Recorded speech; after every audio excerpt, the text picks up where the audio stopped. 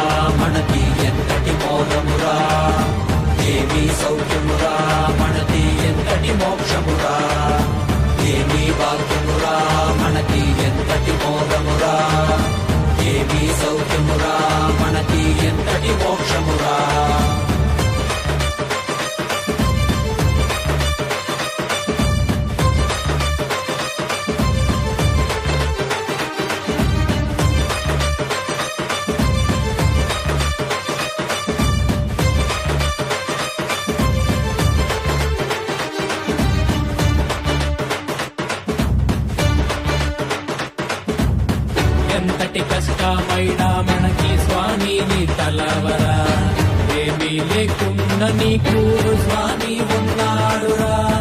ఎంతటి కష్టమైనా మనకి స్వామి నీ తలవరా, ఏమీ లేకున్నా నీకు స్వామి ఉన్నాడురా. దర్శనమిచ్చాడురా స్వామి దివిలో నీకెళ్ళామురా, దివ్య శరీర స్వామి మన భాగ్య విధాతరా.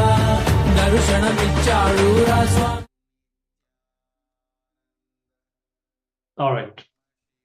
So you can now take a measurement again and verify if you see any change in the length of the object. You can check if you have succeeded in manifesting this power, and you can share your experience. Make sure that you use the same method that you used previously. Even if you see just a few millimeters of difference, it means that you have succeeded in manifesting this power. So go ahead and have a look and let us know of your experience. And you can share if you had any clicks, or even if you feel that it's not manifesting, if you're just sitting and you're not seeing any change, you can share that as well. We can see how we can guide you. We'll be having a few more sessions ahead of us today. And this power manifestation is really the most rapid way in which you can make all these powerful cognitions into your experience. And Swamiji says, even if you don't immediately see the result manifesting, if you just sit and play with this power, just continuously remembering Swamiji inside you and surrendering, unclutching from your mind, all of this is not a waste of time. It is, first of all, a training for the power manifestation itself, but even in that, you will be breaking some of the patterns. You're training your consciousness not to fall prey for the mind and all the patterns that you had. So you can check and you can let us know of your experience. And in the meantime, we'll be also continuing. Now, another very important dimension of wealth that Swamiji has revealed is that real wealth is that which is aligned to your own purpose. And if you think about it, even money itself, anything that we acquire that is not aligned to our purpose can be a load on our life. Even money, for example, if it's invested or placed in a wrong location, then just spending time and what all you would have to do just to keep that money with you, and it can just suck away your whole life, your whole energy, and your whole time. And same way, if you have possessions, let's say houses, cars, whatever, your whole life can just be swallowed in maintaining all of this. So some person may think that it is a wealth, because it's these are outer signs of wealth. Money is wealth, but it is not necessarily, unless this time that you are going to be spending with it and how you are going to utilize it in your life is going to actually fulfill your own purpose. Okay, so everything is defined by the purpose that you have. So this is going to be the theme now of this next session, which is called Lakshya, the goal of your life. The real wealth is fulfilling the goal of your life. So let's come to the space of listening, and we'll be listening from Swamiji himself. And of course, after that, we'll be back for internalizing, contemplating, and to apply everything that we learned.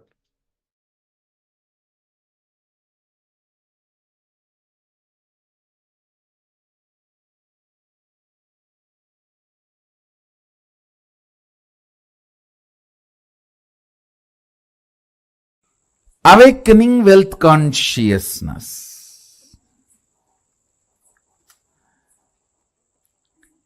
Let me describe fundamentally what is wealth as per the reality. Understand?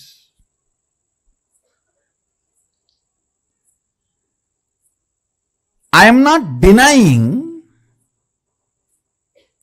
the crude form of the wealth currency as some meaning. No, I am not denying. I am not saying the crude form of the currency, the country currency you use, the raw form of the wealth. I should say the crude form of the wealth, which you use for any transaction. I am not saying it has no role, no value, no. I only want to declare that is not alone wealth. Understand?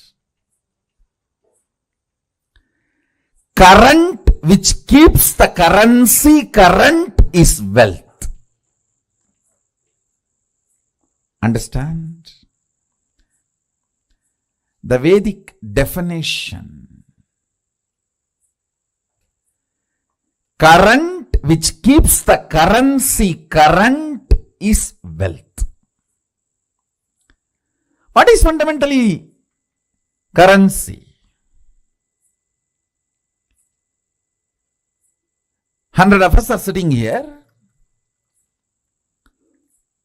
One has 1,000 rupee and he wants food. He gives that to somebody who supplies food.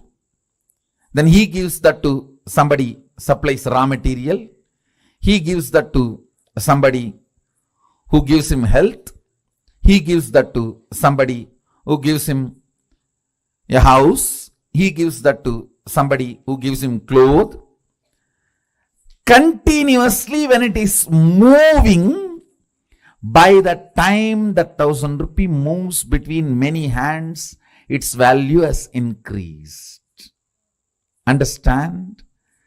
The current which keeps the currency moving is the value of the currency.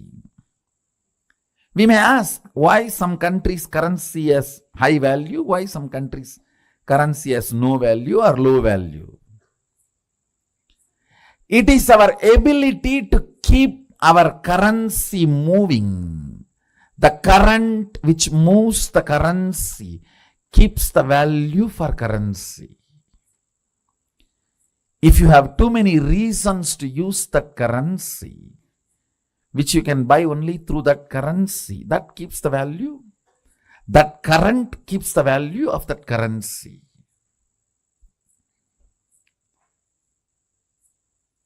Mahadeva, Sadashiva, the greatest economist, defines wealth. Understand? You will never look at Mahadeva as an economist.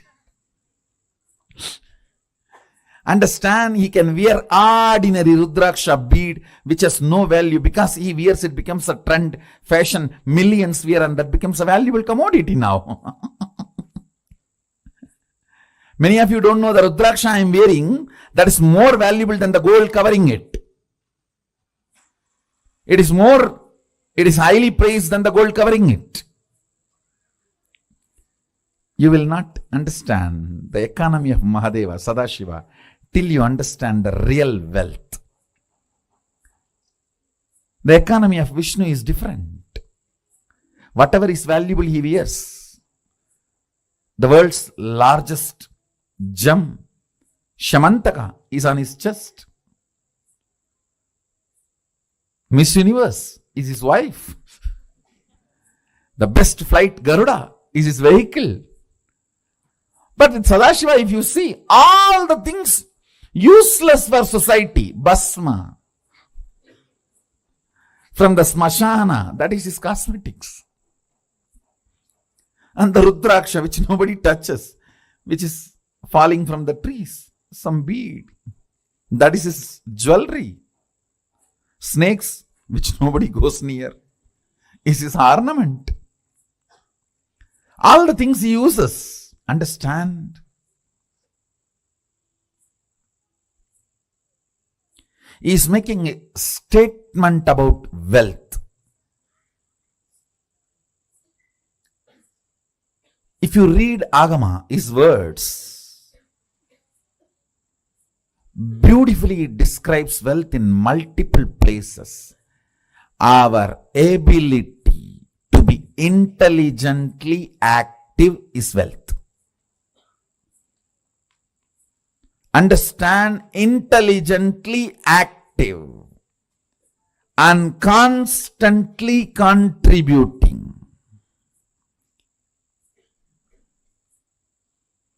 I'm not saying don't accumulate currency, but I am saying fundamentally understand the concept of currency, then start moving your life and others' life.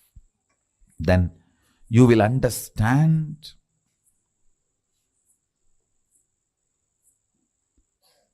not only the wealth consciousness is awakened in you, you will never bother about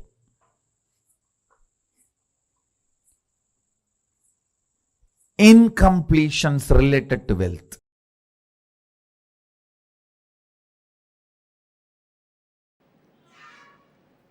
Expansion in life is freedom. Anything which restricts brings bondage and suffering.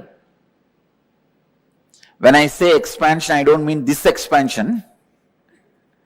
I mean expanding in health, expanding in wealth, expanding in every field is success.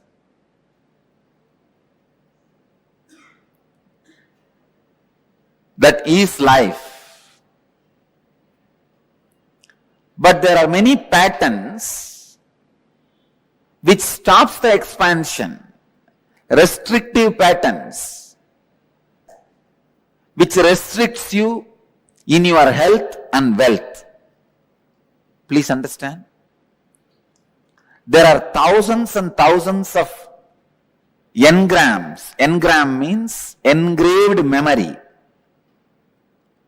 Thousands and thousands of engraved memories, thought patterns in you, which are restricting you experiencing the ultimate, which are constantly showing you that you are not ultimate and you cannot expand by giving foolish, self-created, restrictive circumstances. Never ever think circumstances are more powerful than your reality. No. Our reality is more powerful. Our capacity to create the reality is more powerful than any circumstances. Let me define engram. Engram means a memory gets into your system, makes you work in the same way, even if you don't want. For example, you are addicted to smoking or drinking pattern.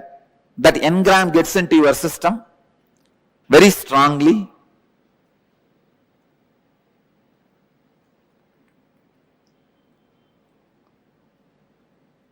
After 2 years, even if you want to give up, you won't be able to give up.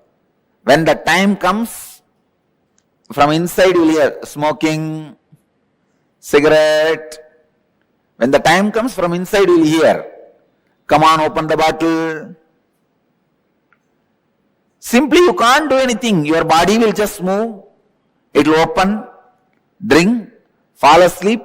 Next day morning when you are having fight with your spouse only, you will even remember. It is not good for your health. One of the biggest lessons I have learnt from my life and I wanted to share with all of you is, have a strong experiential clarity about you. Nobody should be able to penetrate and alter your idea about you within you.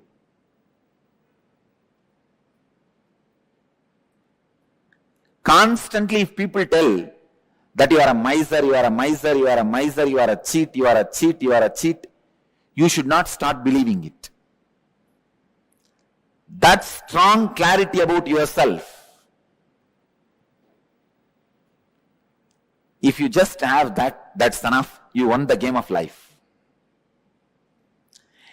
Nothing else can protect you other than the clarity about you. If that is there, nobody can harm you.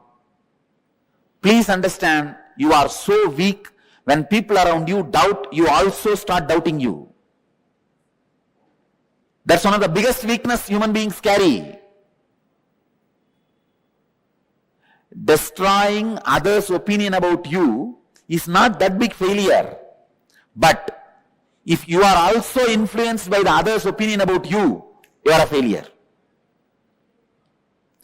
In my case, the only reason I won the game, they lost the game, is they are able to convince the whole world about me, but they are not able to create one doubt about me in me.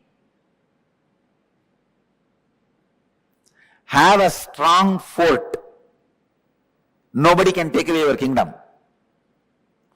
Strong fort means in your inner space, be authentic and clear about what you are and what you believe, what you want.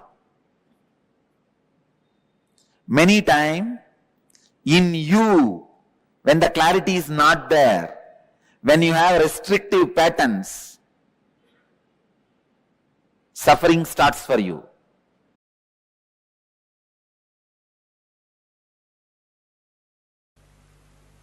Only those methods of grabbing, stealing, robbing is wrong, sin.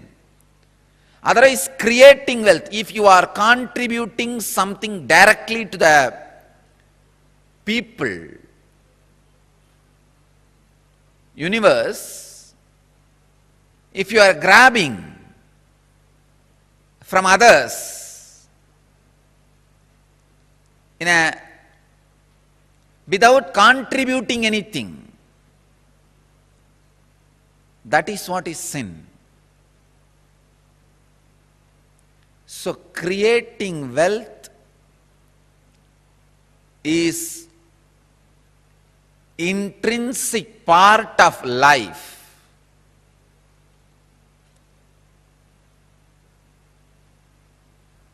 Krishna says very beautifully in Gita, Gahano karmano gatihi.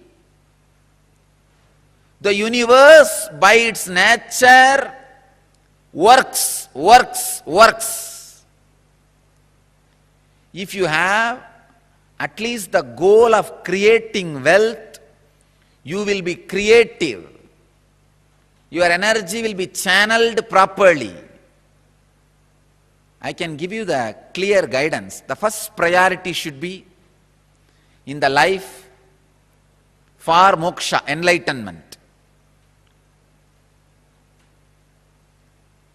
Till that happens, the second priority can be creating wealth. Understand? Not grabbing or robbing or stealing. Creating wealth.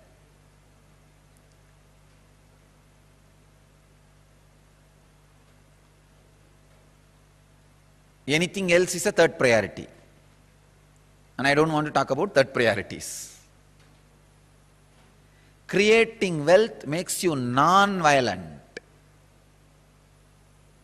because you will be too busy with the people, with the world, with life by creating.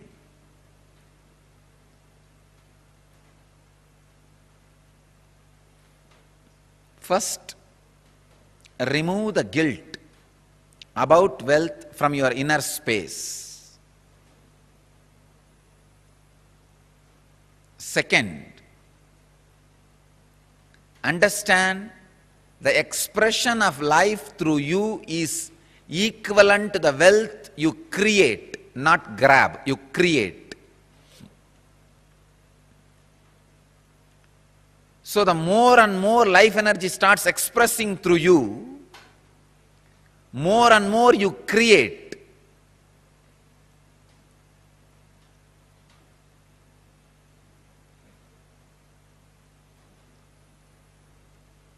Life energy expression and wealth is one and the same. Seekers always justify their poverty as their spiritual quality and innocence. So if you are not wealthy, understand, if you have decided not to create wealth, great. But if you want to create wealth and not wealthy, if you have a greed for the wealth or a desire for wealth and not wealthy, be very clear, you are not a seeker, you are a seeker. Something is seriously wrong in you. Look into it. Wealth itself is not sin. Somebody is having problem because of having, somebody is having problem because of not having.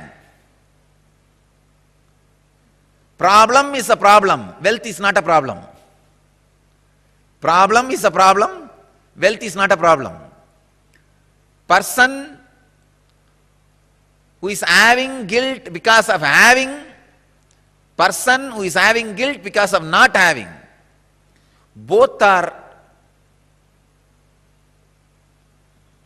big, you can say very big sickness.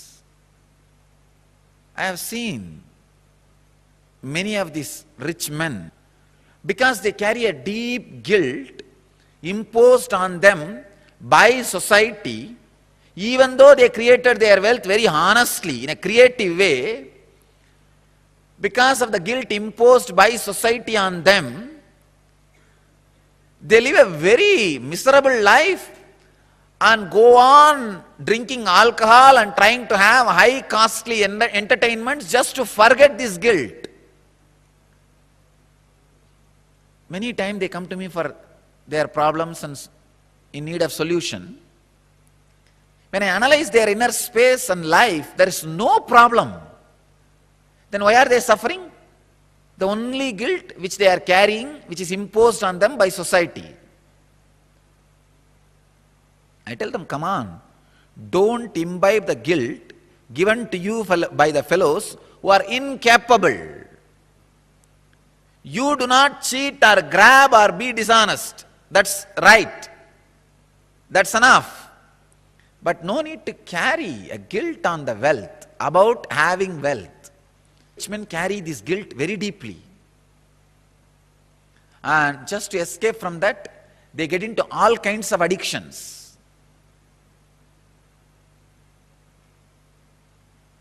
And their life is hell as a fellow who doesn't have money.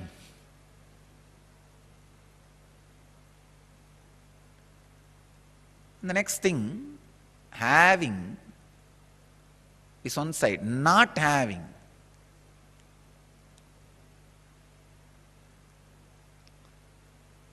This is a very funny side. Having the desire to have wealth, not having it, but giving a valid reason why they are not having it. This is also another one important slave mentality. We always think work not done plus valid reason is equivalent to work done. And your mind is such a cunning mind, it creates very valid reasons and justifies itself. Why? You are poor, and not only that, adding sacredness to poverty. Who are adding sacredness to poverty. Relax. Don't add sacredness to your scaredness. Because you are scared of life, you back out from life, and for that feeling of scared, you add sacredness. You start saying, no. You see, I am not the kind who can tell lies. This word is a lie. I am not the kind who cheat others. What is there? Little bit, 2 meals, and 1 small house, and 2, 3 piece clothes. That's enough for life. If it is enough, why are you going around and bragging about it? Be content. The fellows who talk about their poverty being their great quality will not keep quiet, because they are trying to make sacredness out of it.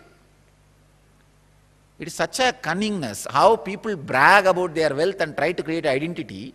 People brag about their poverty and try to create identity. At least when you brag about your wealth and try to create identity, you will be little intelligent, because society would have beaten you, would have learnt a lot of lessons from society, and you will be more creative. But if you are bragging about your poverty and creating an identity, that is the worst cunning identity. I tell you, I faced all problems in my life only from the fellows who claim they are poor and try to create sacredness for poverty. Rich fellows have a lot of maturity, I tell you, and more sincere when they take up spiritual truths in their life. See, I am telling you, I am declaring the new Smriti. I am a Smritikara. Not creating wealth is sin. I am declaring it very clearly. Just like a grabbing, stealing, accumulating wealth in a wrong ways is a sin, grabbing, stealing, robbing, how it is sin? Same way, not creating is sin. It means what? You don't take the responsibility for your actions. Your actions are not focused. It is like just cheating in the name of work. I have seen Abba, all types of cheating. I have seen people doing all kinds of cheating. We have this wrong concept. Work not done plus valid reason is equivalent to work done. Work not done plus valid reason is equivalent to work done. It's a very funny.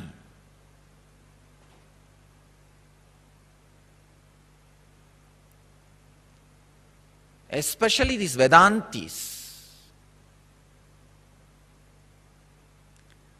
I am telling you, because I am a Vedanti, I am telling you, I am not criticizing others, I am doing a self-criticism of the whole, the ideology.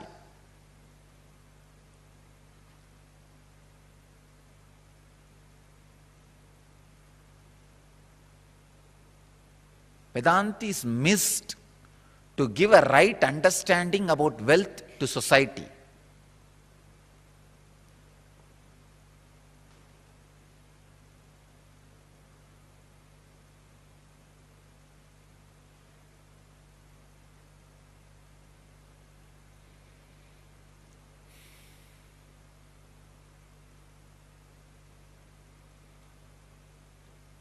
Right understanding about wealth is life.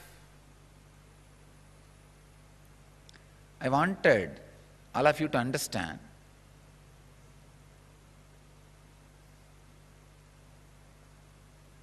Donating or doing charity is nothing wrong, great. Sharing is nothing wrong, great. But being cheated is something seriously wrong. People tend to mix being cheated and charity together. No. If you want to donate and share, great, nothing wrong. But you are doing some work, somebody cheats your money, is something seriously wrong.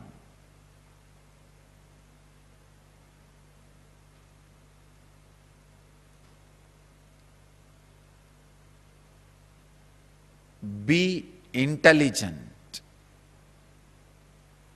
Be little more practical. Stop the mental blocks and a deep hatred you carry for work. Please understand. As Krishna says, Gahano karmano gadihi. Life's flow is work. If you are not creating wealth, all your work is happening in wrong direction. Your work is happening more in the line of destruction, not in right direction. The integrity, I am telling you from my experience. Now experience of handling so many worst possible situations in life. Actually, this whole rumors and the problems created around me has made me really rich in life. Economically, I may not have become rich, but in life I have become very rich. Now I know how to handle people. I know who should be trusted and who should not be trusted. I have learnt a lot of lessons. Actually, I tell you, these lessons are really worthy of the money we lost. We lost a lot of money. But these lessons I learned are really worthy, because it will be asset forever for the whole future. Sometime, the lessons you learn become more valuable than the situations try to hit you. Look in.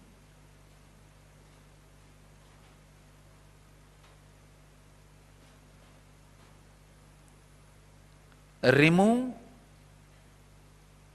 the deep hatred for work. See, life is by its nature flow. If you create wealth, at least it will be directed in one line of creativity. If you are not creating wealth, be very clear. One, you will be spending all your time in destroying something, somebody, or you will be spending all your time in fighting with you, in depression. Fighting with your own self. Morning half an hour you will argue whether to create wealth or not.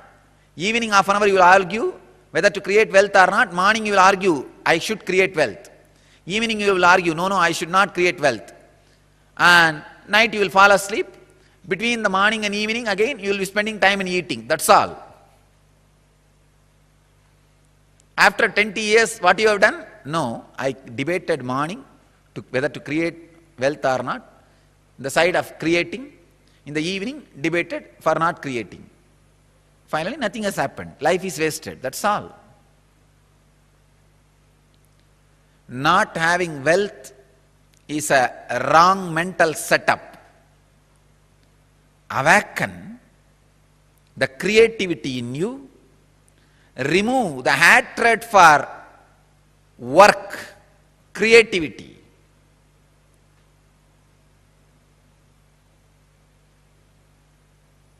I'll give you further, deeper, exact techniques and process to create wealthy consciousness. First you need to create a wealthy consciousness which is ready to take the responsibility to create and sustain, which is ready to take the responsibility of being creative. For being creative, you need to take many responsibilities. It doesn't happen like a breeze. Even if the breeze happens, you need to be responsible to keep your doors open for the breeze to blow through you, flow through you.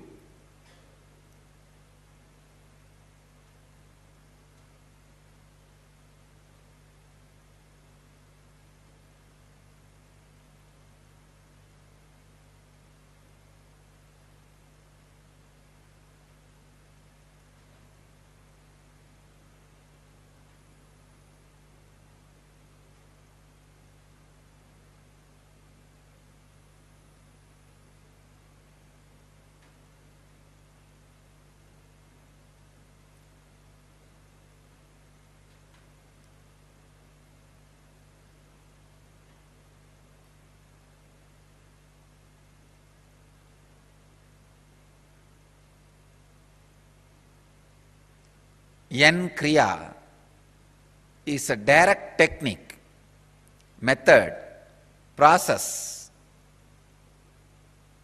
for creating a wealth consciousness in you. Of course, now I am developing a clear procedure and process, techniques and technology for creating wealthy consciousness in you. That is what I am offering as a N Wealth program. As on now, we don't have time to dive into all the aspects of wealth. I'll give you the Vedic way of wealth management, creating and sustenance. In Vedic tradition, we have two major gods representing wealth, Kubera and Lakshmi. Kubera is a guy who holds stock market. Lakshmi is the bank circulating.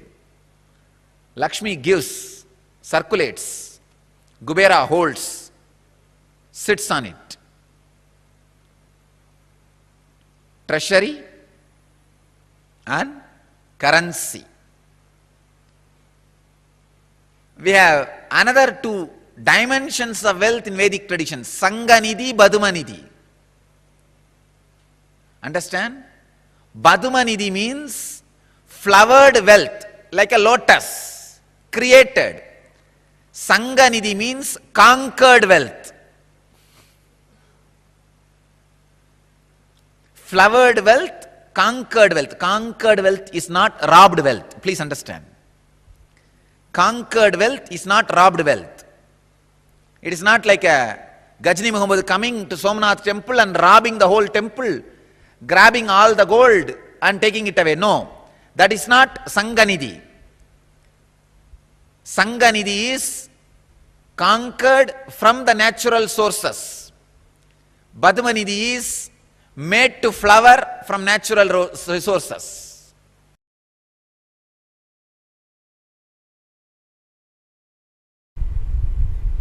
Once I asked my grandfather,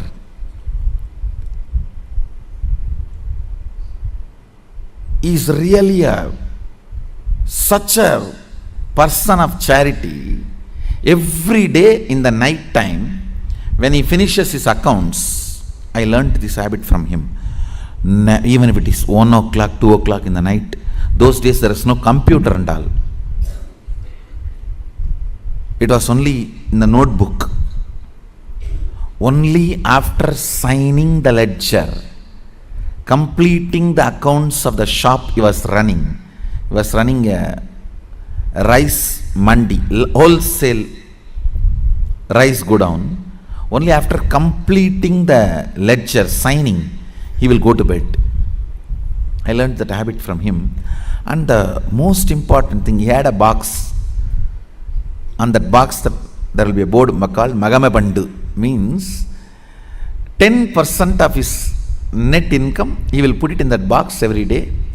That is kept for charity. So any temple function, religious function, temple inauguration, annadan, anything, people will come. When they come, based on their function level or expense level, he will give donation.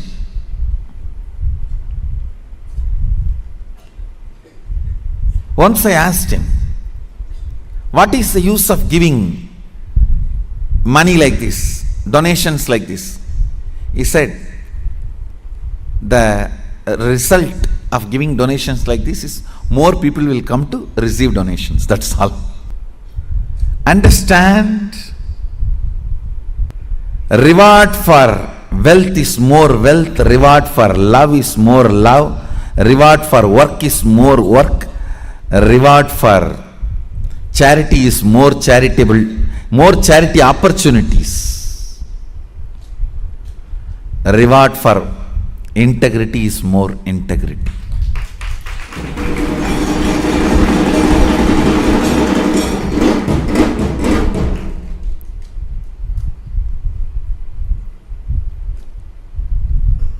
Cognizing the joy integrity brings in you powerfulness you experience through integrity, cognizing integrity is the ultimate no blind spot shrewd strategy for life. As I said, your plans are two cunning strategy. Integrity is three cunning strategy. Mukkan strategy.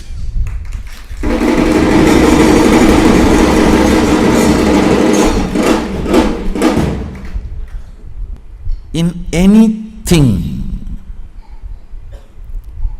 whether your relationship with your body, your relationship with the life, your relationship with the existence, your relationship with the ultimate source, your relationship with society, your relationship with humanity and its laws,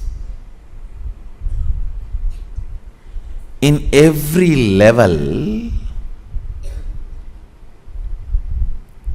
cognize integrity as your strategy.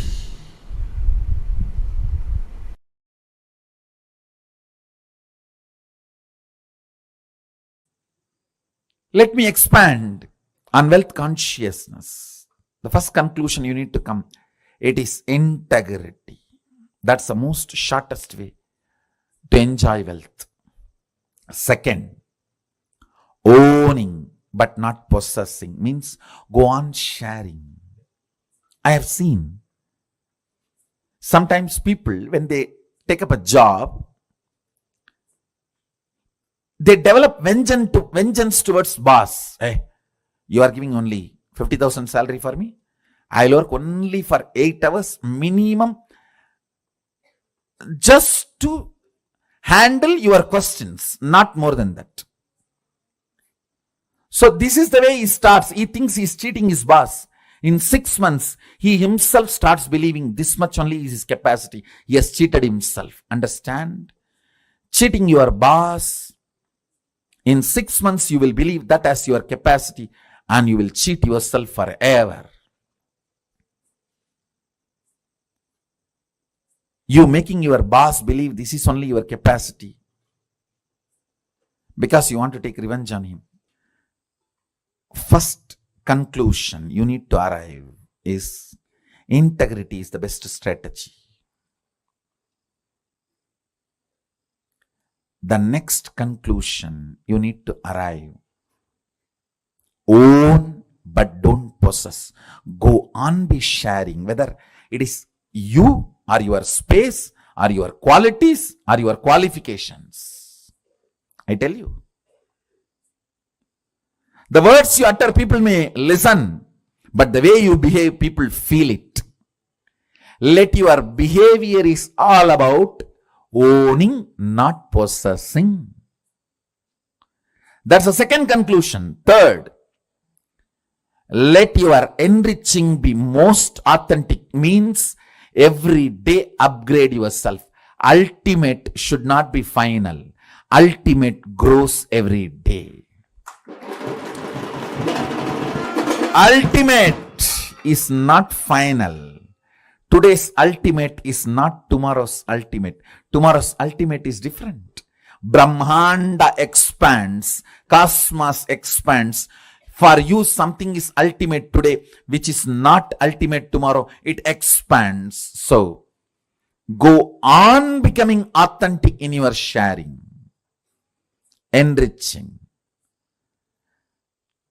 Next, important conclusion, do not feel shy to encourage people to support you back to enrich the world. Be confident, courageous about what you are doing.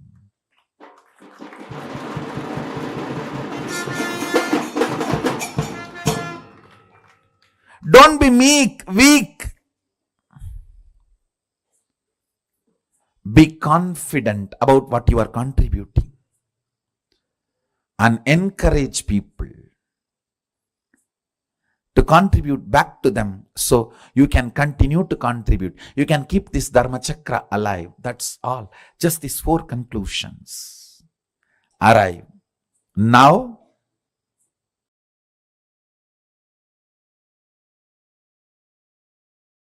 I'll tell you one small powerful cognition.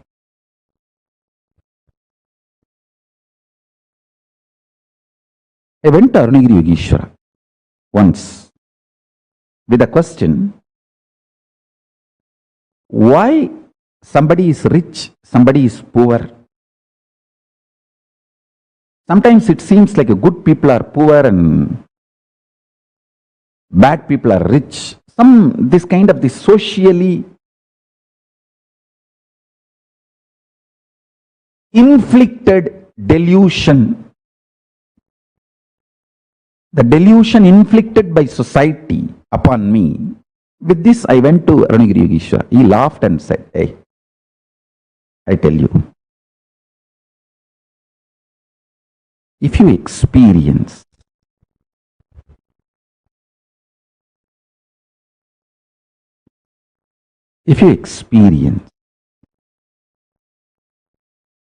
this whole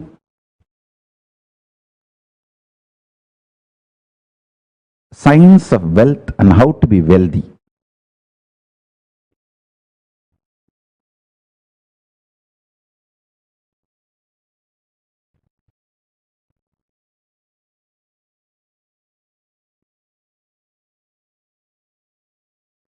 all the society's ideas about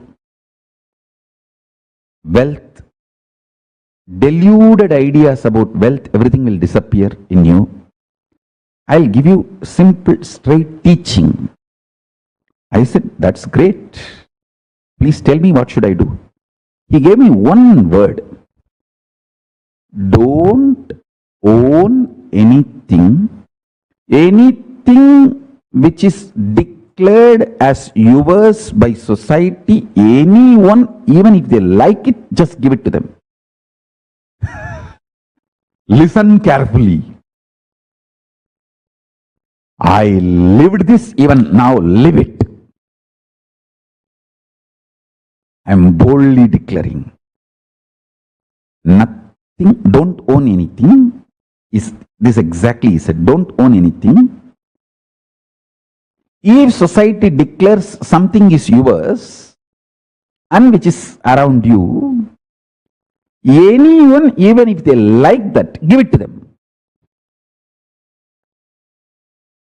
I tell you, this one teaching has kept me wealthy forever, even now. Anything I need to do, I just need to plan. Wealth flows. Sometimes I even feel overflows. If I have to make a nation, I just have to plan and present it to Paramashiva. Simply wealth flows. If I have to make a Reserve Bank, I simply have to plan and take it to Paramashiva. Simply wealth flows. Anything, sometimes I don't even know to plan. I ask Paramashiva, Mahadeva, how to plan? The plan also flows.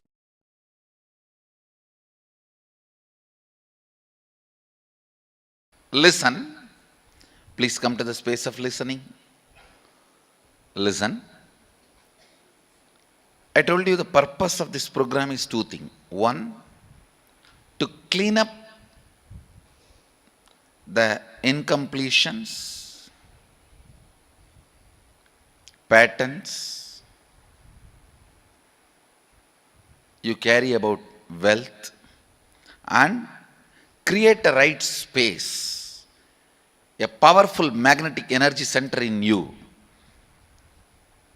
to attract wealth, situations supporting you to create wealth, people supporting you to create wealth, making you like a magnetic energy center for manifesting the wealth the way you want. Listen, I have done only first step yesterday. Today I will do the second step now.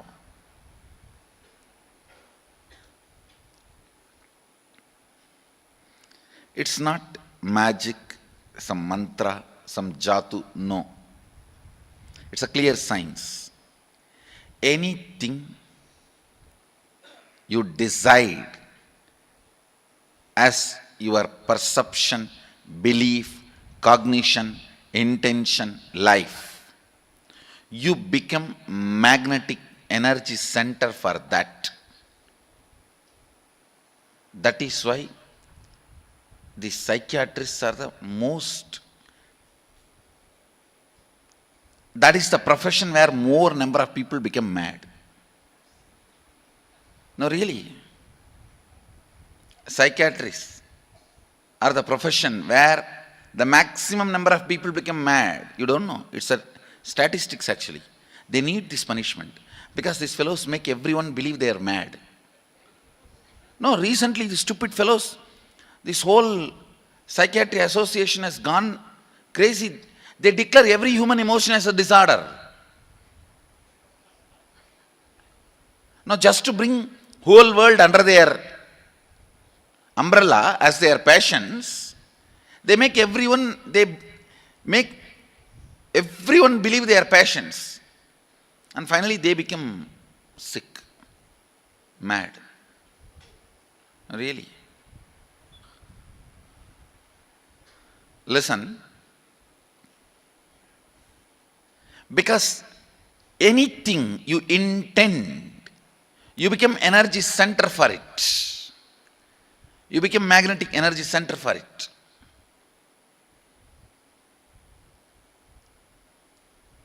Now, consciously decide what do you want to manifest in next 3 months in your wealth field. Please understand. Now I am going to awaken your Kundalini Shakti and concentratedly make it flow in the direction of your wealth. I'll make your intention now as an energy field for you.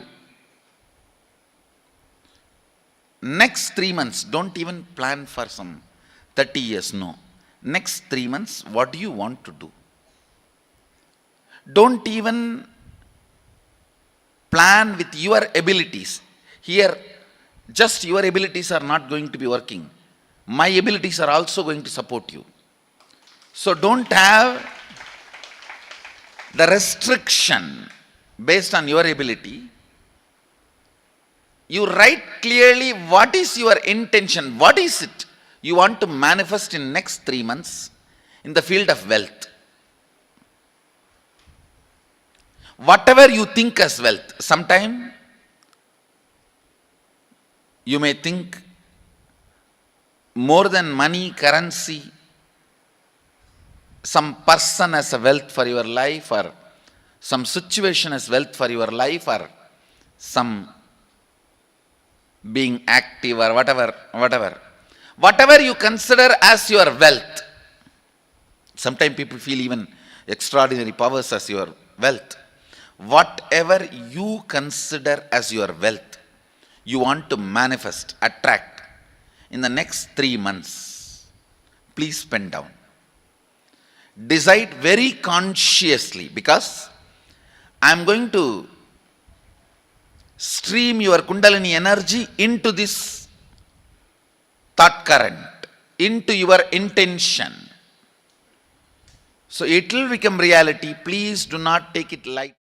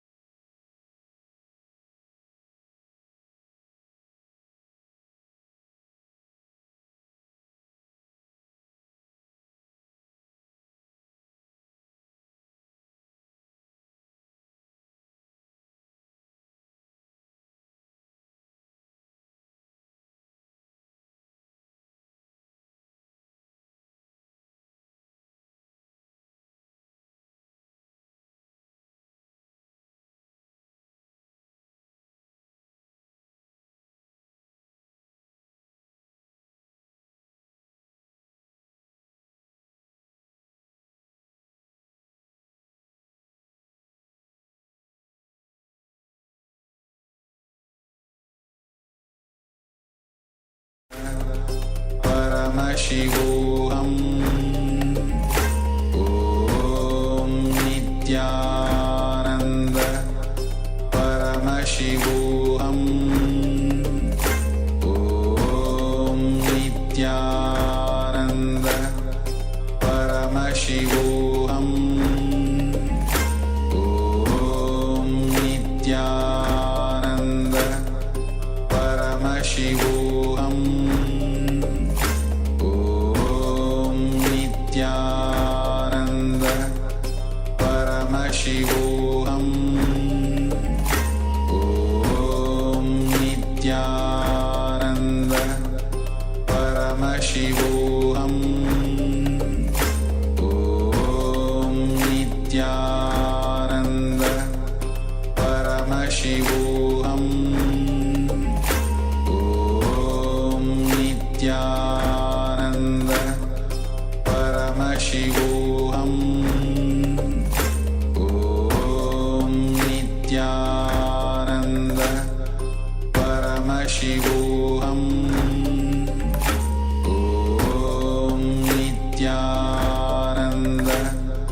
Paramashivoham Om Nityananda Paramashivoham Om Nityananda.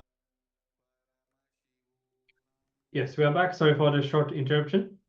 Let's now take some time to reflect on whatever Swamiji has revealed now in this session.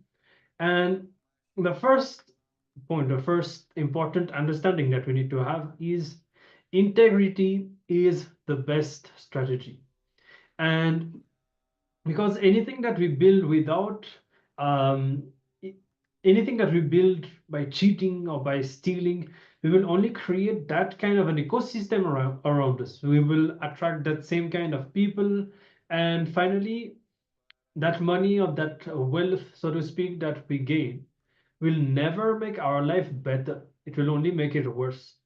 And connecting back to the goal of our life, finally, only integrity is going to lead us to fulfill our ultimate purpose, not cheating. So, and not only that, but integrity itself is a power.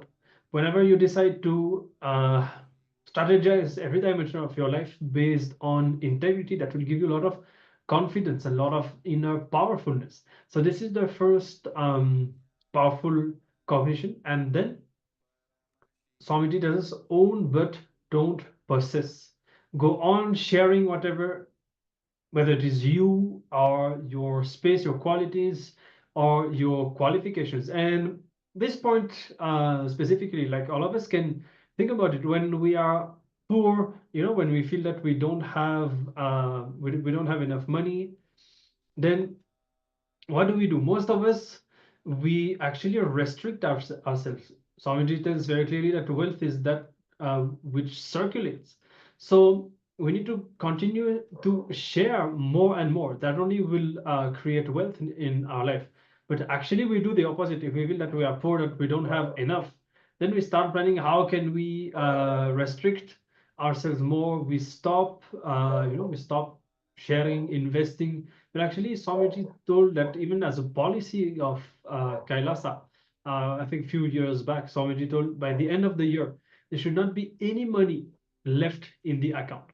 That was one of the policies that Swamiji had decided in order to continue the circulation of wealth. And Swami says, as integrity is the best strategy. So whatever thought current that you that is happening, when you declare to whatever is your peak possibility, whatever is your in your capacity, if you are integrated to that, then this is how you keep your integrity. And uh, as Swami says, integrate wealth is not just a money; it's a extension of you. Full dimension, where the various dimensions of you, even the relationship, health, and various other dimensions, collectively all together is wealth, not just money. Money is just one aspect of wealth. And so now we'll be entering into the internalization exercise where you need to will be pending start penning down what do you need to manifest within the next 3 months in your wealth field. So, and how much wealth do you need to achieve it? If you have achieved that purpose today, what would you do? So these are the things that we need to write down. So dig deep into yourself, look deep, contemplate, and for next 3 months, what all you want to manifest in the wealth field, pen down in detail. How much wealth do you need to achieve? And if you have already achieved the purpose today, what would you do? So these are 3 steps that we're gonna pen down in this internalization exercise. So please go ahead and let's take a few minutes. I'll be projecting the image on your screen. Let's begin.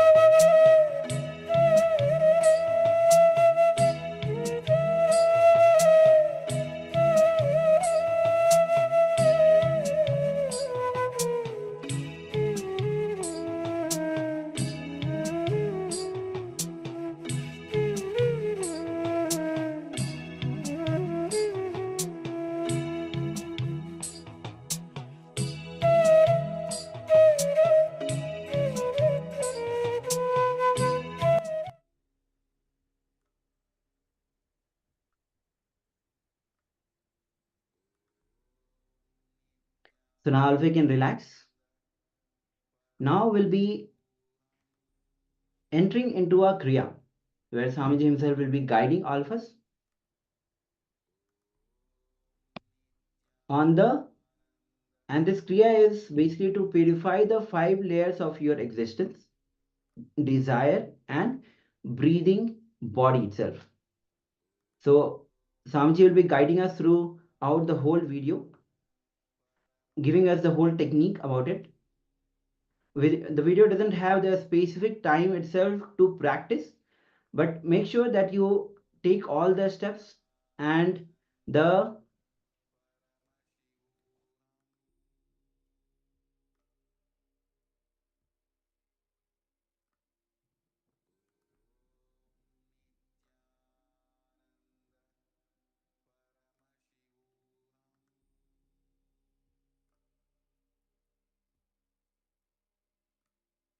so let's hear directly from Bhagwan as he guides us throughout this whole Kriya.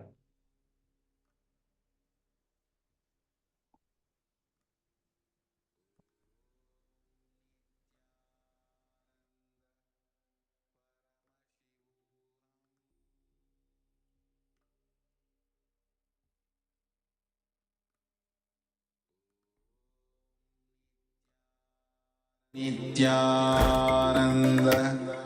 परमशिवोऽहम् ॐ नित्यानंद परमशिवोऽहम् ॐ नित्यानंद परमशिवोऽहम् ॐ नित्यानंद परमशिवोऽहम् ॐ नित्यानंद परमशिवोऽहम् ॐ नित्यानंद परमशिवोऽहम् ॐ Nityanand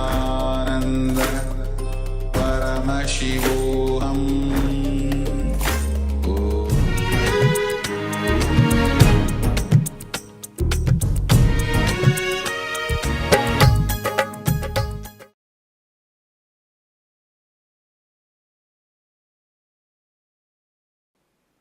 Please listen. The next layer we are going to work is breathing layer, Pranamaya kosha. In Sanskrit we say Pranamaya kosha, breathing layer.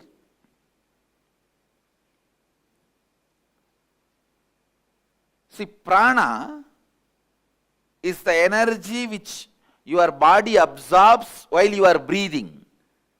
Please understand. Prana is the energy your body absorbs while you are breathing.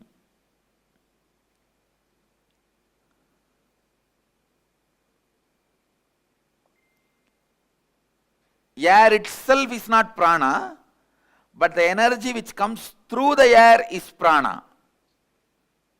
Air is like a vehicle. Air is like a vehicle. On a physiological level, prana refers to your circulatory and respiratory systems. See, prana does 5 things inside you. Inhalation, that's called prana. Vyana means the air which goes inside and stays in you. Third, udana, the air which goes inside and spreads all over the body. Samana, the air which leaves your body. Apana, the air which does cleaning process in your body. Actually, these 5 movements of air energy inside you, as totally called as pranic layer. Please listen. I'll repeat once more. The 5 breathing activity happens in you. Inhaling, holding, exhaling, spreading all over your body and cleaning. This 5 put together is called pranic layer. And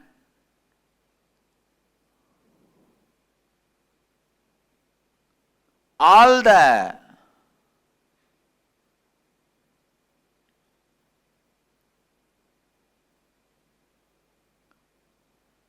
energy which happens during the breathing process gives life to you. So please understand, prana is one of the important source of life. In this layer, all our desires are stored. Desire related patterns, desire related engrams, desire related samskaras are stored in this layer. Please listen. Listen carefully.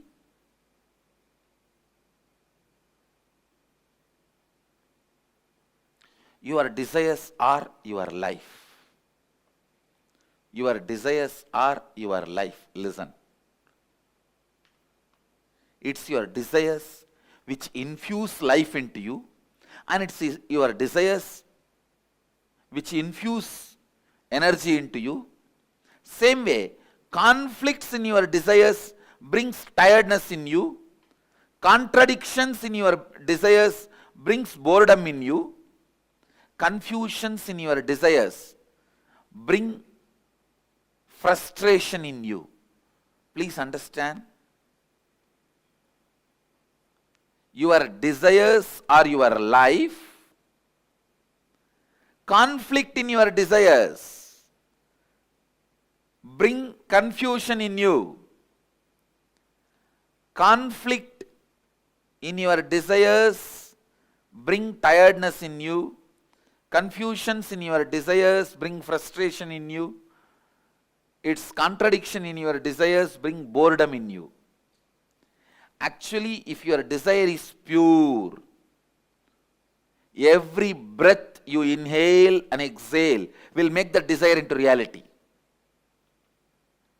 When your desires have conflict, confusion and contradiction, every breath brings tiredness, boredom, frustration in you.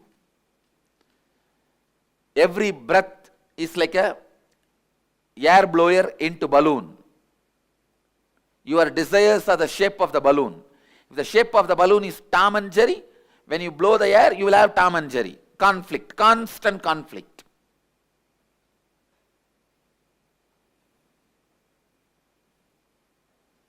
If the shape of the balloon is just round, when you blow the air into that balloon, you will have a round balloon.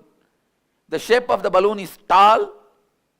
When you blow the air into it, you will see tall balloon. Your breath infuses energy into your desire. So the one and only thing you need to do in your life is not giving up desire, but removing the conflicts, confusions, contradictions in your desires. Please understand, renunciation is not giving up your desires, it is giving up conflicts, contradictions, confusions in your desire. One of the biggest mess up happened in the field of spirituality is wrong understanding. Renunciation means giving up desires. That's the worst understanding happened or misunderstanding happened in the spiritual field. Raga means attachment. Araga means detachment. Viraga means renouncing the conflicts, confusion and complications of desires. You need viraga, vairagya. Viraga becomes vairagya. Please understand, renouncing desires is not what we want.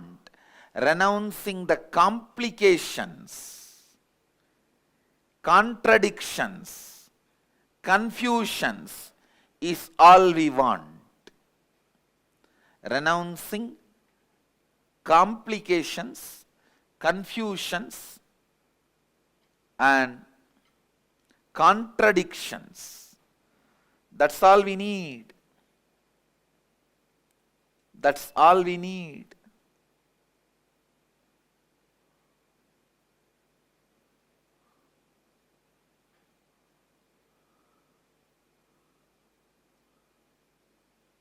First thing we need to do, identify the contradicting, conflicting and complicating desires. What all the desires you have which contradicts, conflicts, complicates. First, conflicting desire means having a desire which conflicts itself. In the one statement itself, you will create a conflict and wrong energy. I'll give you an example. Somebody has a headache. He goes on repeating, I want to get rid of headache. I want to get rid of headache. When you repeat this again and again, this statement itself will keep the headache alive. Because every time you are remembering headache, when you utter the word headache, the headache becomes stronger and stronger in you. The real word you need to repeat inside is, I should become healthy. My head should become healthy. See, the words you repeat inside you are equivalent to food you take every day. Suddenly overnight nobody is going to become obese. Suddenly overnight nobody is going to become fit. It's every day what you eat makes you one day obese. Every day what you eat makes you one day healthy. Listen, the words you repeat inside makes you either frustrated or spiritually awakened. The conflicting words you go on repeating inside you takes away the possibility you have for yourself. Second, contradicting desires. Having two or more desires at the same time which contradict each other, which you cannot fulfill at the same time. For example, you want to become a CEO and be an active life from morning till evening, managers meetings, team meetings, and people listening to your words, commands, decisions.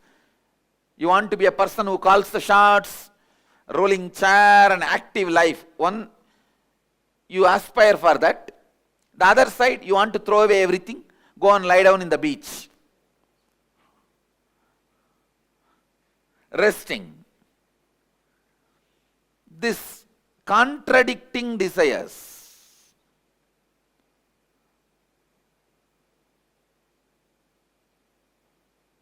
Same way, third, complicating desires means having a desire which gets complicated without direct understanding and right clarity. This is when you don't have intelligence to take the direct and straight steps to fulfill the desires. You go round and round and round.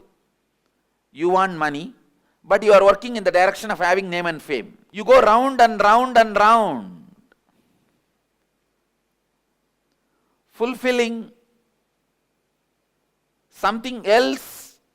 It's like you want name and fame, but you are working in the direction of having money. I'll give you an example. You want to learn painting. But first, you learn stitching and then drawing.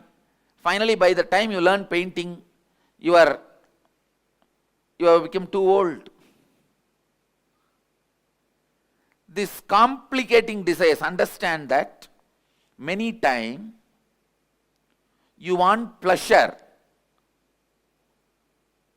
but you get into painful lifestyle. It's like the joy you enjoy when you are romancing and dating. You want that permanently and you get married. That's it. I think this example everyone understands.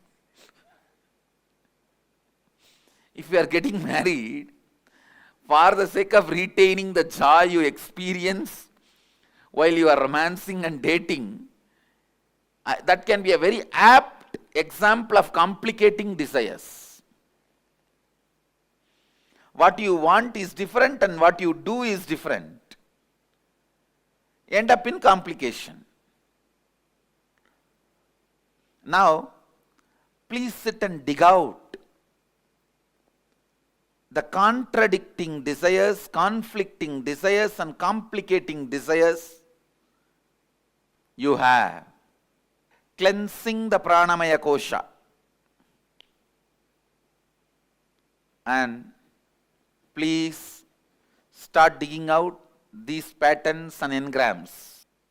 Now, again, awakening your Kundalini Shakti, infusing into your Pranamaya, breathing layer, will make you get out of this conflicting, confusing, contradicting patterns. Please understand, whenever you become powerless in front of a desire, that becomes conflict, that becomes confusing, that becomes complicating. Listen carefully. Whenever you become powerless in front of your desires, those are the moments the conflicting, contradicting, confusing knots are created in your desire pattern. So naturally those knots does not allow the fulfillment or completion of your desires. Now, one by understanding and completing, second by awakening your Kundalini Shakti. In both ways, I'll help you to overcome these complications, conflicts and confusions. This kriya we are going to do, the process we are going to do now, is a very powerful process to awaken your Kundalini and your pranic layer, so that you can be free from all this conflict, confusion, complications of your desires. So listen, the first step, listen to the first step. Inhale as slowly as possible. Hold as long as possible. Exhale as slowly as possible. Hold your lungs empty as long as possible. Listen. Inhale as slowly as possible, comfortably. Hold as long as possible, comfortably. Exhale as slowly as possible, comfortably. Keep your lungs empty as long as possible, comfortably. If you already have high blood pressure, any problem in the lungs, any heart disorders, any other serious illness, please do not do this kriya. Others, do it very sincerely, as much as you are comfortable. Let's start the process. During the process, you should be standing. Please stand up. 3 feet gap between both the legs. Put your legs wide apart. Inhale and exhale. As slowly as possible and as deeply as possible. Please tie the ribbon. Please close your eyes and tie the ribbon. Inhale.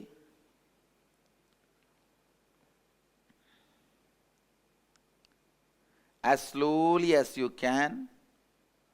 Hold as long as you can. Exhale as slowly as you can. Hold the lungs empty as long as you can. Again start inhaling as slowly as you can. Please start. Continue again.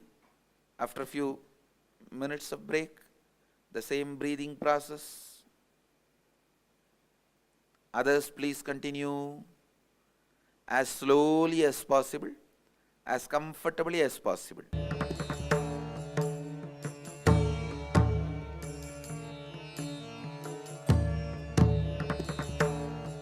Relax. Please settle down wherever you are.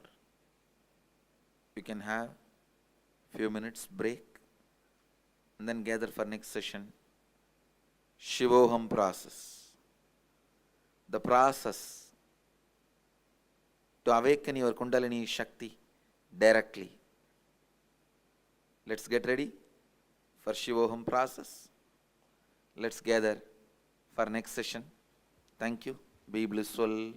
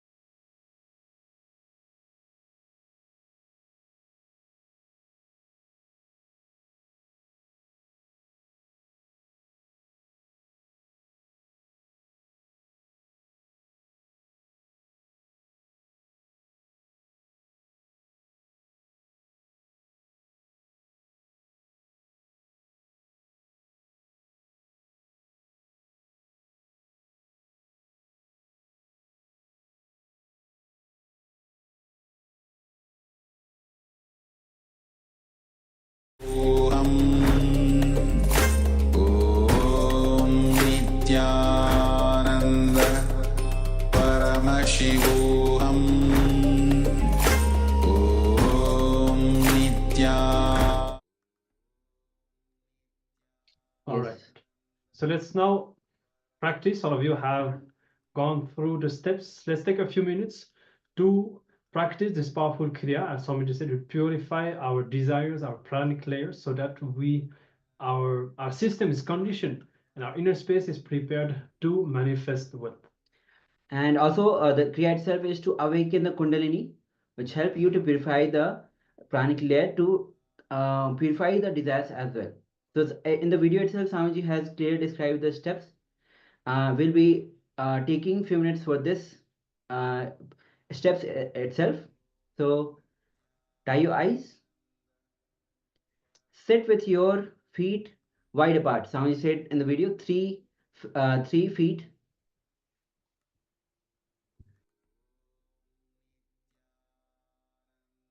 So stand and make sure that your feet are 3 feet apart, 3 feet wide. Start inhaling deeply, as deep as possible, comfortably, deeply and slowly. Then hold as long as possible, deeply and slowly, as long as comfortably. Then exhale slowly and deeply. Then after your lungs are empty, hold as long as possible, comfortably. So now we'll be taking next few minutes to for this kriya. Let's begin.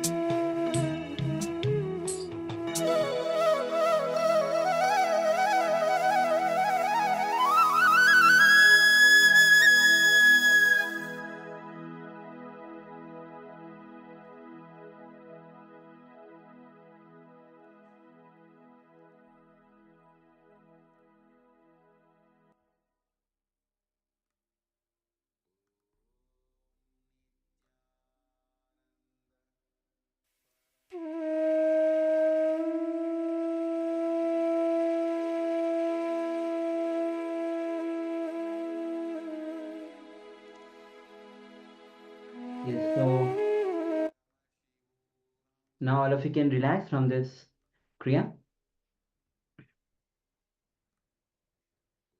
And after this powerful Kriya, now we'll be entering into a special video. Swamiji himself will be guiding us as how the intense activism is your real wealth. You may have millions in your bank account, but the actual wealth is a real intense activism. Swamiji has told again and again, when you are aligned to the purpose of your life with intense activism, other things follows. You don't work for it, but they follow. So we'll be entering into a video where Swamiji himself will be guiding all of us into how the intense activism is the actual wealth. So let's get and when you are intensely active, your health will be good. You'll be mentally healthy. You will be physically healthy. These are the byproducts of being intensely active. So let's begin.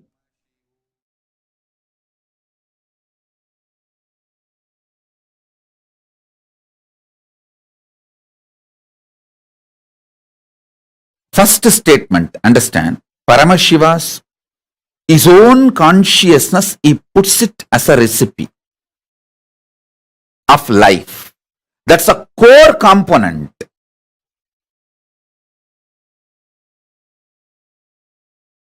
This means, what is the impact of this truth? Let me give you. All of you understand?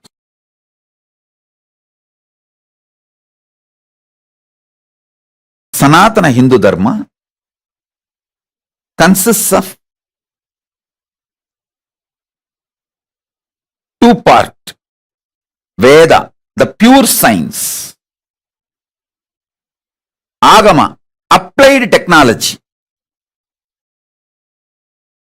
Veda, pure science. Agama, applied technology, applied science.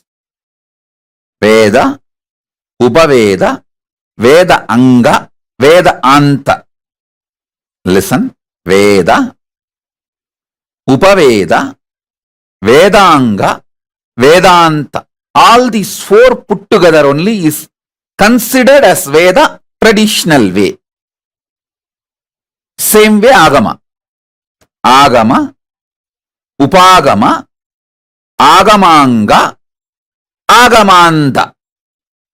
These four put together is considered as Agama. I am giving you a rough structure. There are some sampradayas don't agree. Agama is equivalent to Veda. There are some sampradayas insist Agama and Vedas are given equal right as a Shruti. There are some sampradayas which try to claim Agamas are superior far more than the Vedas. We don't want to get into all those fights. I'll give you precisely what is exactly followed in Mahakailasa, what intention Paramashiva had when he revealed Vedas and Agamas, and with what intention he wants us to live. I will give you that directly. Veda and Agama both are given the status of Shruti because both are revealed by Paramashiva himself in his Sadashiva form through all the five phases. Tatpurusha, Ishana, Agora, Satyojata, Vamadeva. These five phases of Paramashiva. Tatpurusha, Agora, Vamadeva, Ishana, Satyojata. Five phases of Paramashiva. Through these five phases, he revealed Vedas and Agamas both.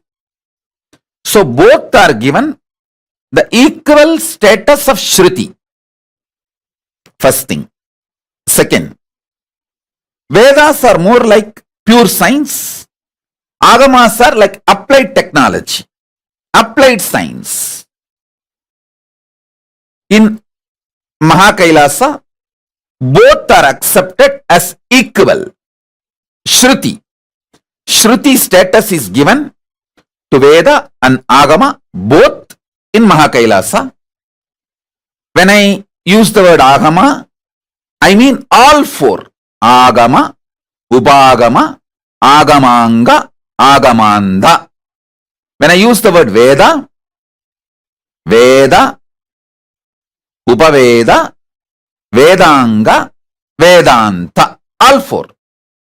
All four this side put together is called Veda. All four this side put together is called Agama. So listen.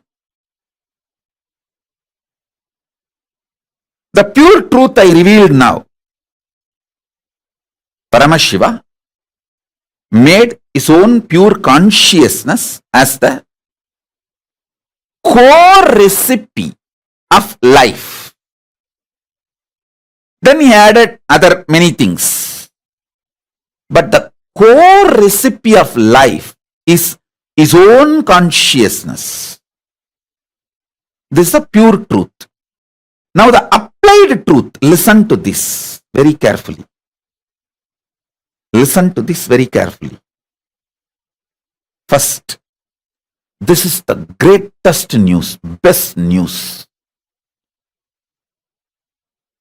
Second,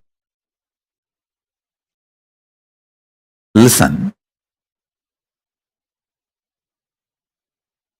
Eternal bliss, Nitya Ananda, is one of the core, inherent, innate quality of Paramashiva's consciousness. Understand one thing. My inexhaustible activism comes from absolute fulfillment and bliss, not from any discontentment. See, discontented fellow will be active but cannot have a large vision which can go on expanding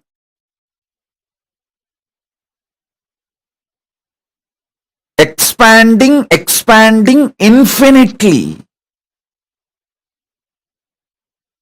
Listen to this truth.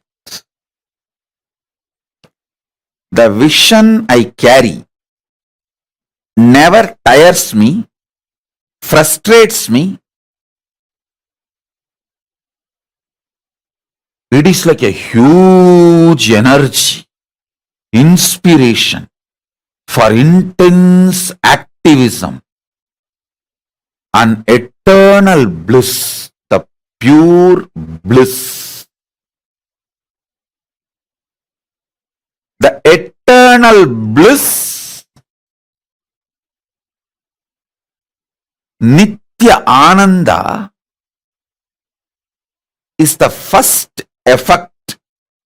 The moment you cognize Paramashiva's consciousness is the recipe of your life. Please understand, if you are alive, be very clear, the core recipe of your life is Paramashiva's own consciousness. He put himself, he was cooking, things were not working out, the life was not happening. He just took himself and put it.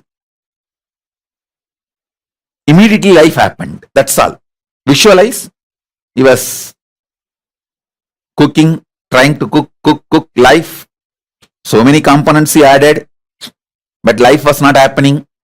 It was coming out like a sakra pongal, puliyodare, or so many other things came out, but life was not happening. He just smiled and put himself,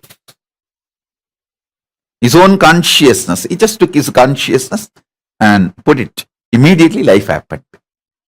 Listen.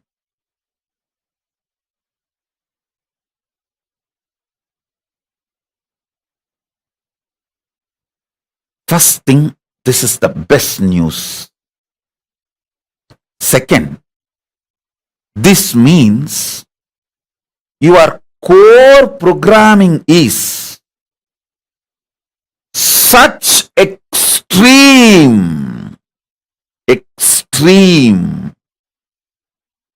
infinite, unending, Satchit Ananda Nityanandam. Sat, you know, you are programmed for truth. Sat, that is your core. Till you manifest that, you won't rest. Because you are programmed for that.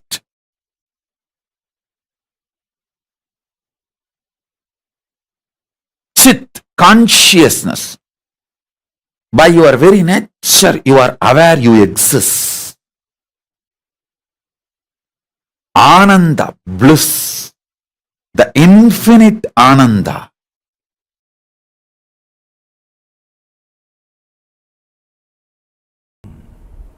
Understand? You will have in your inner space 10 choices. One, oh, I am trying every best, nobody is supporting me. One thought current. Loser. Losers don't sacrifice. Losers are the arrogant, abusive fellows. Out of arrogance and abusiveness, no sacrifice will happen. This is another one thought current. The one more thought current. Oh, if I take the responsibility, I am only questioned, I am not supported. You are given everyday food, that is a support. You are given all your basic needs, that is a support. You are given all the survival needs, that is a support. But nobody bothers about all the support available. They think, oh, all my work everyone will do and I will put my name, that is what is called support. So that is what if you are defining and expecting as a support.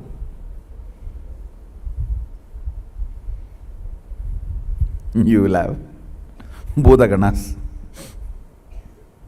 taking care of you.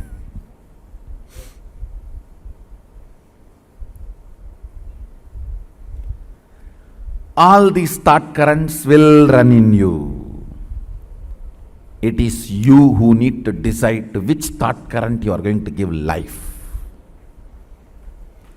To which thought current you are going to give life. You are an adult, decide to which thought current you are going to give life. Your life is going to be like that, that's all. To which thought current you are going to give life, your life is going to be like that, that's all. Understand? Somebody decided to have a Ganga Snan and started his journey from Rameswaram. Today he may not have Ganga. He may have only the streams in the roadside to take bath. But only if he does not dilute his vision, goal, at least after 1 year, he will reach Ganga and have Ganga Snana. Today you may not be as you really expect you to be or as I really want you to be. You may not be. But only if you keep my vision for you alive and moving towards it, at least in next 1 or 2 years, you will be settled and radiating, manifesting that vision.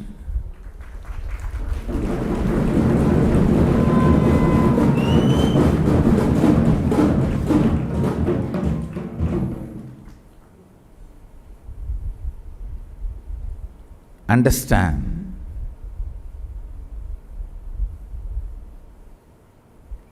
Life happens to you when you decide to make it happen.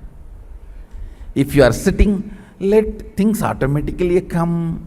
Automatically only one thing will come, that is problems. Life happens to people who consciously decide. That is actually a good news. It comes to you only the way consciously you decide. Means what? You develop, you decide, you design. That's such a good relieving news. So I know there will not be any unexpected problems. That's a freedom. Feeling empowered. It is we who decide and design the life. To what you are loyal, that will be your life. To what you are integrated, that will manifest in your life.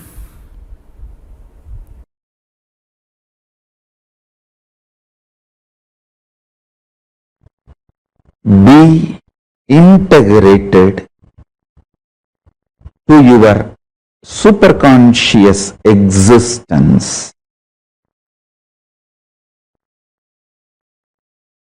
More and more you are integrated to your superconscious existence, more and more your life becomes matured.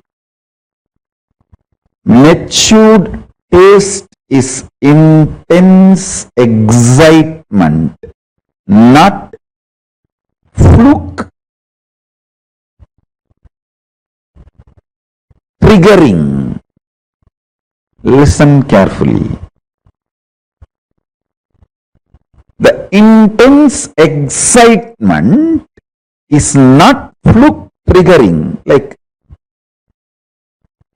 when you eat something very spicy, your tongue gets triggered. But that is not excitement of life. Excitement of life is eating something which keeps you whole day active, alive, fresh, joyful.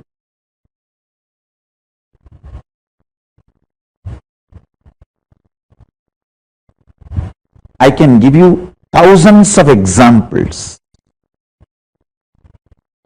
Heavy metal music which goes on inside you even while you fall asleep is not only not good for your ears, dangerous for your nervous system. Any music which dissolves into you, puts you in a relaxed mood, and after you fall asleep, it just melts into you like how the sugar melts into milk, disappears. That is the best music for your nervous system. I am not against heavy music. Heavy music is great for dancing, jumping, everything. But even the heavy music should dissolve when you fall asleep. The visuals you consume or the sounds you consume should dissolve when you decide to sleep and not hinder the quality of your sleep. Only then it is good for you. Anything hinders the quality of your sleep is dangerous for your nervous system.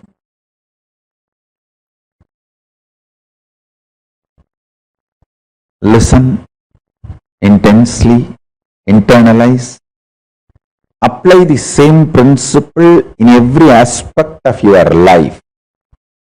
Joy, pleasure, excitement, inspiration, intense activism.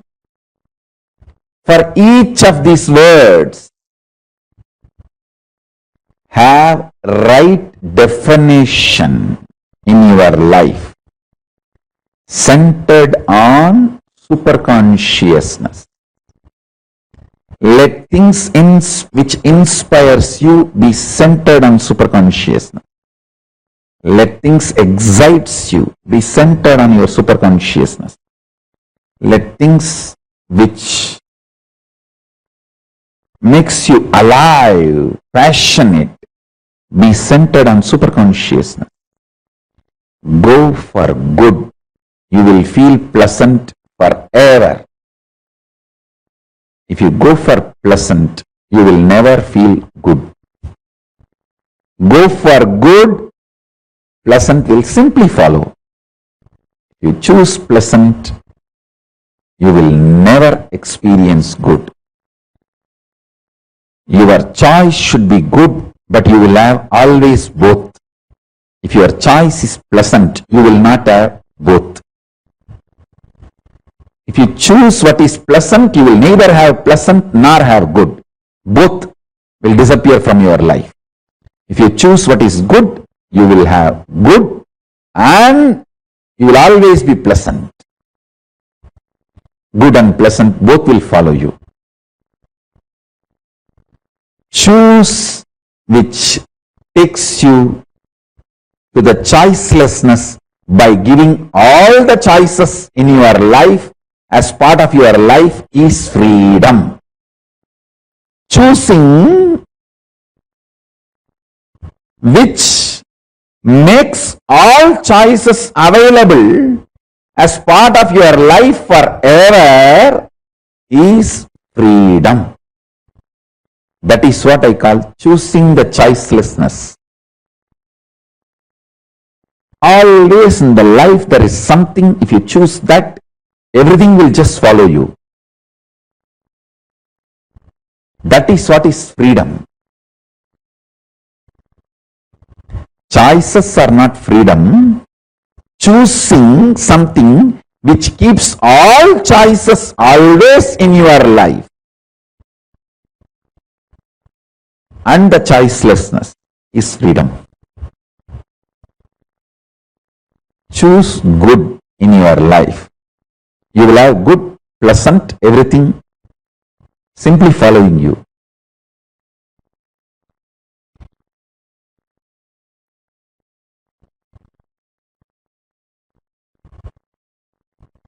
I tell you, ultimately, life is all about intensity of the consciousness, the quality of the consciousness. The quality of the consciousness is all about, life is all about the quality of consciousness. That's it. Nothing else.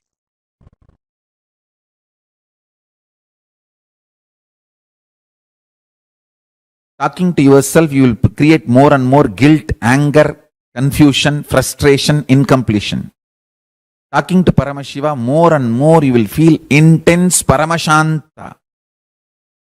Your whole nerves will get intense Paramashanta, extreme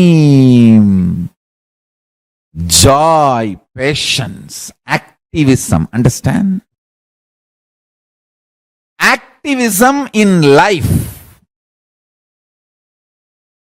Paramashanta gives you activism in life. You all mistake aggression as activism. No, aggression is activism in the negative direction is aggressiveness. Paramashanta flowing in positive direction is activism.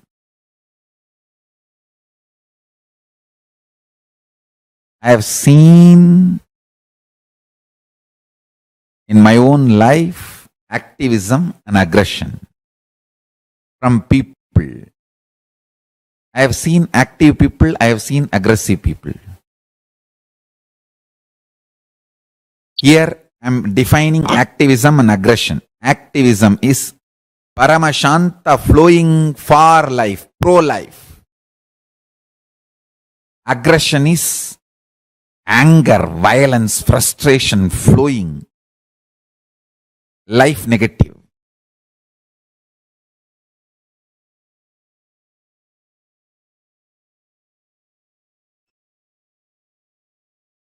Continuously whole day in your life, whether you are walking, talking, driving, go on be talking to Paramashiva.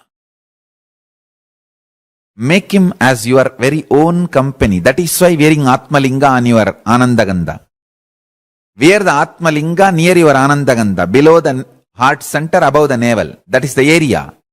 Exactly where I am having this kandi. This is where the Atmalinga is supposed to sit in you. Below the heart, above the navel. Where the Atmalinga in your Anandagandha. Always. It can be vertical or horizontal. That is not a problem. Always Atmalinga. I tell you.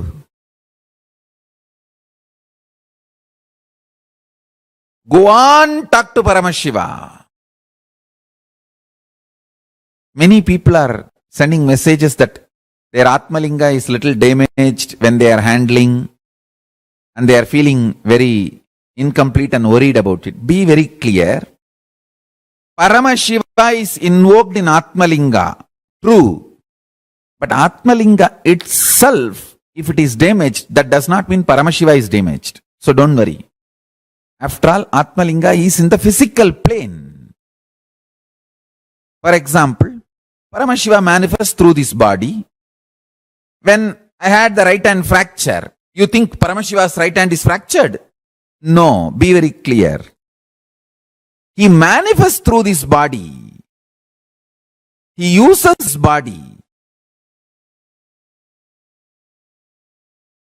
But this body is after all functioning within the frames of usual Panchabhuta.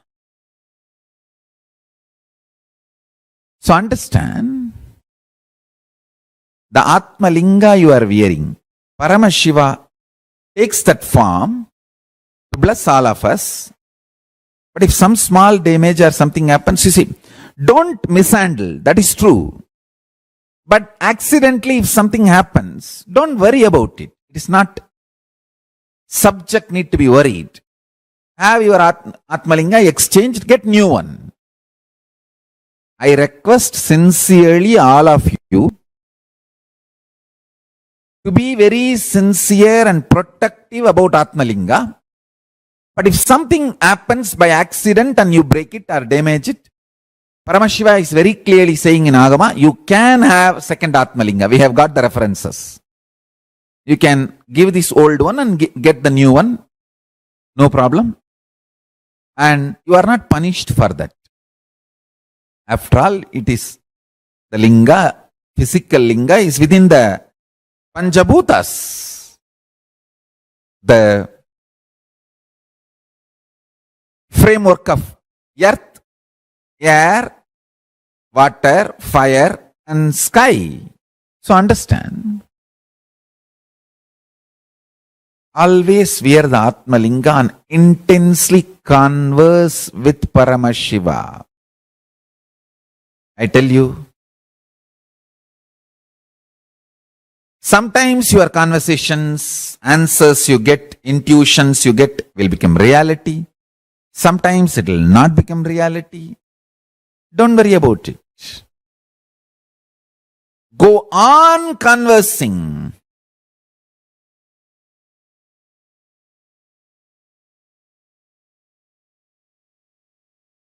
Go on conversing. Go on conversing.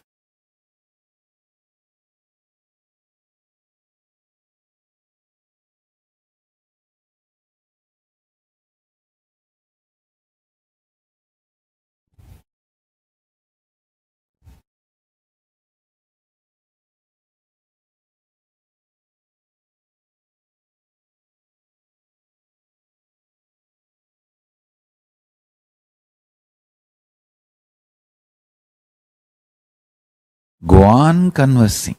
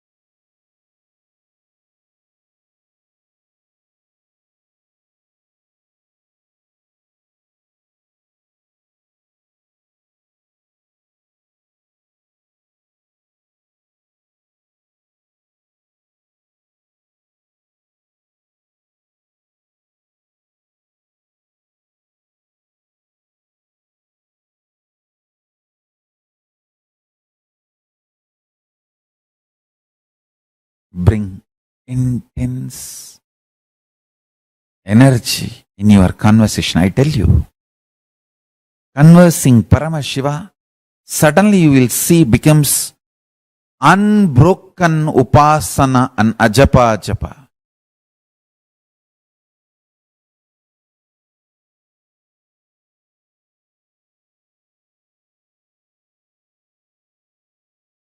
It will be Mahavagya is continuously reverberating in your whole inner space.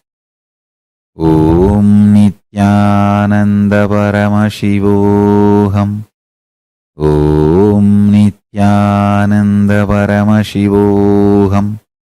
Om Nityananda Paramashivoham. How to know whether this ajapa japa is happening in you or not? You know, your waking up hours and quality of your waking state will drastically increase. Waking up hours and quality of your waking state will drastically increase. The sleep dreaming, that whole time period will shrink like anything.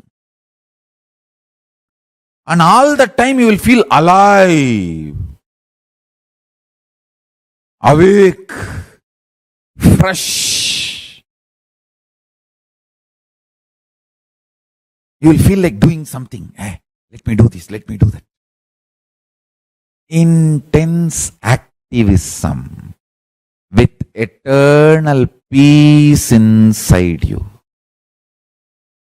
Intense activism with eternal peace inside you.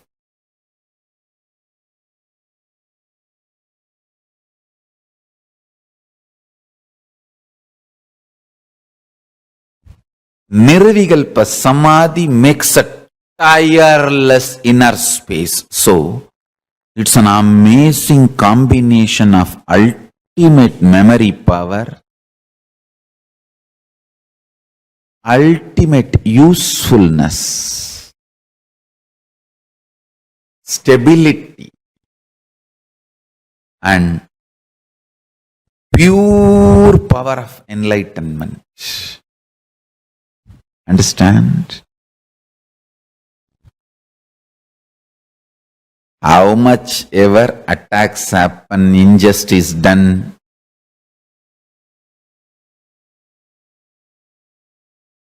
you can see every day I come and sit, go on revealing original truths. Listen. Every satsang is I am opening my inner space, Kailasa, for all of you to taste. You can see very clearly all the assassination attempts or lawfare, injustice, defamation, abuse done in every level. Nothing touches that inner space. Tirelessly go on downloading the highest truths and go on radiating and manifesting.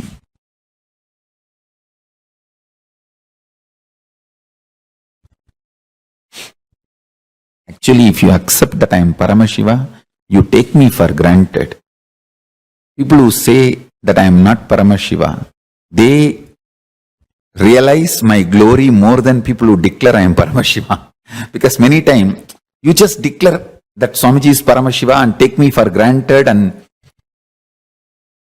because you don't know much about Paramashiva, you just push me aside. But people who think that I am not Paramashiva, they only, oh God, if he is not enlightened, if he is not an incarnation, what kind of a metal he is made? Nothing could be done to him. He is just going on and on and on. One of the gem, the Guru Parampara, 291st Guru Mahasannidhanam of Madhurayadinam, my Paramaguru, Guru's Guru, Paramaguru Sannidhanam, Somasundara Jnana Sambandha Desika Paramacharya Swami. I was reading some of the books written by him. Not only the knowledge, the experience and strength,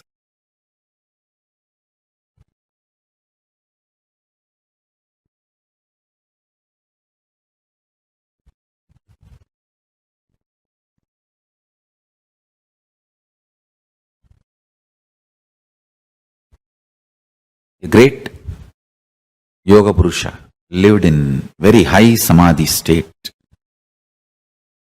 very high spiritual enlightenment.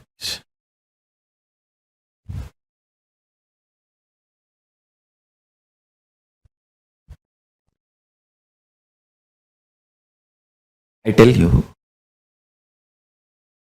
once you start unclutching consciously, all those beings from Kailasa automatically reach out to you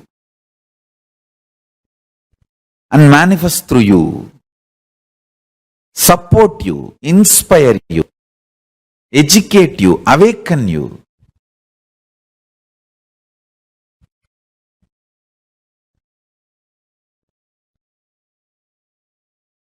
Like how Satyajnana Darshini, the great Kailasavasi, who achieved Kailasa,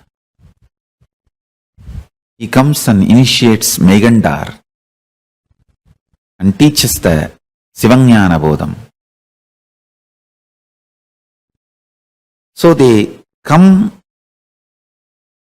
through the Akasa space and teach you, awaken you, give you many conscious resources. How Paramashiva and Parvati themselves came and Paramashiva and Parashakti themselves came and gave the knowledge milk, enlightenment milk to Jnana Sambandhar.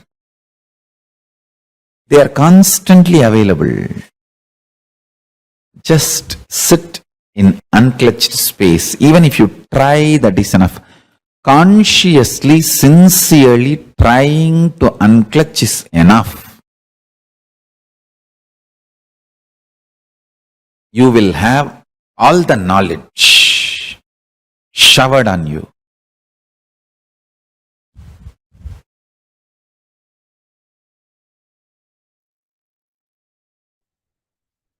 Yes, so what a beautiful video that Swamiji himself explained how the intense activism when you are manifesting the Paramashvatta, intense activism happens in you. Swamiji give example when you are caught up with yourself too much, when you talk too much about yourself, your even the nervous system uh, will be in not in non position, it will shrink and energy will also be less. And when you start talking to Paramashiva, when you always think of Paramashiva, start talking to Paramashiva, your even the nervous system will get the energy. And so I should always carry the Atmalinga at your Anahata chakra, Anahata center, in front of your Anahata center. And whether you can put it in vertical or horizontal, it's not a matter, but make sure that you are having the Atmalinga with you. So always when you start talking to Paramashiva, Paramashanta, ultimate restful awareness, that ultimate the Shanta, Paramashiva Shanta, that settles down in you, that results in intense activism without any conflict, without any tiredness, without any boredom. You go on becoming active, intense activism. And Swami says, uh, Paramashva is available. The high lokas, when you start unclutching, the high lokas beings are available to you. Yes, so with all these, these are real spiritual wealth that Swamiji has given all of us and blessed us with, that we need to practice it. For example, you may have learned about unclutching, but there are different levels. At some point, the initial level, we learned how unclutching can help us unclutch from the mind and go beyond the inhibitions that we have and all that. And but what is the true potential of unclutching, of this technique that somebody has given us? Through unclutching, ultimately, you can even connect with the divine beings of the cosmos in a way that actually you don't even need to reach out to them.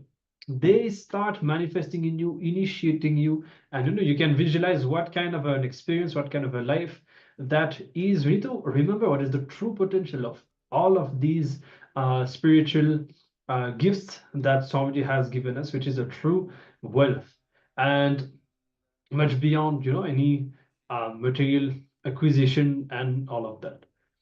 So with this, we hope that this last session was insightful, and throughout this day, we have discovered the science of wealth consciousness that Swamiji has revealed. What are the thought currents, the cognitions, the inner image, and the actions that we need to have in order to manifest wealth in our lives? And we hope that you were able to cognize these truths and that you have gained uh, insights and understanding in the science of wealth so that you can have the breakthrough in your wealth field, in your wealth dimension in your life. Somebody always says, whatever you learn spiritually, you should have the immediate results. So we hope that you are able to grasp. And if you have any question of or doubt, you can feel free to ask now or even tomorrow, and will be more than happy to guide you. And with this, we invite you once again to join tomorrow for another powerful day of sessions with the Ashtanga Yoga process. Yes. So tomorrow will be new sessions, especially previous sessions we had a few sessions. Now from tomorrow we'll be having new addition sessions where Swamiji will be in detail explaining about the asanas, about the yama niyama, how to be in the coherence with the life itself. When you start practicing yama niyama, you start being in coherence with the life itself. So these are the natural laws. If you are applying this yama niyama in your life, automatically flowing through it, then you are in coherence with life. And Swamiji will be explaining in detail, much more detail about the asanas and various other uh, parts of the limbs of Ashtanga Yoga itself. So I hope all of you are excited about it because tomorrow is actually going to be the new sessions, new revelations Swamiji is going to give. So with this, and of course, the day itself will be starting with the intense 308 asana sequence, and whole session is going to be about aligning yourself to the cosmos. Yoga itself means aligning yourself to the cosmos. Swamiji has said again. So the day itself will be starting with the intense 308 asana sequence. Those who are attending, they know it, and those who are new.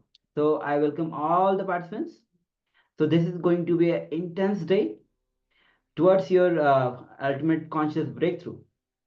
So I invite all the people, all those who are watching on YouTube, Zoom, even invite your friends and families. Do not miss this opportunity. So today we'll be finishing with the Purna Mantra. Yes, let us keep our hands in the Namaskara Mudra and offer our gratitude to Swamiji for everything that we have learned and all the initiations, everything that we discovered and received today. Om Purnamada Purnamidam Purnat Purnamadachyate Purnasya Purnamadaya Purnamevavashishyate. Om Shanti Shanti Shanti. Hari Om Tat Sat. Sarvam Bhagavat Sri Nityananda Paramashiva Padukarnamastu. Om Nityanandam. Thank you, Nityanandam.